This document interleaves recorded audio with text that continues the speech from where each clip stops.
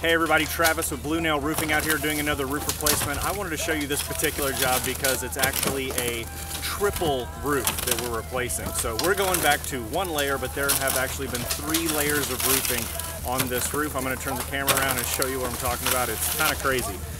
So what you're looking at right now, this is the felt, the black tar paper that was under the most recent layer of roofing. But underneath that we had a shingle roof, and underneath that we had a wood shake roof. You can see right here. That is just not good practice. So as a result, we're having to take everything off right down to the planks underneath, and we're gonna have to add decking. We're gonna have to add a whole new roof. It gets kind of crazy. This is something we see quite a bit.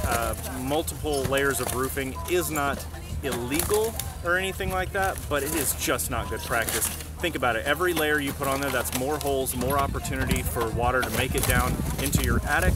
Additionally, the weight of each layer starts to wear on the rafter beams and starts to eventually compromise the integrity of the structural integrity of your roof as a whole. So it's just really not good practice. You want things done the right way. That's the way we do it, and that's the way we recommend all you homeowners do it whenever you're getting your roof replaced or even thinking about a home remodeling project. Make sure it's done the right way.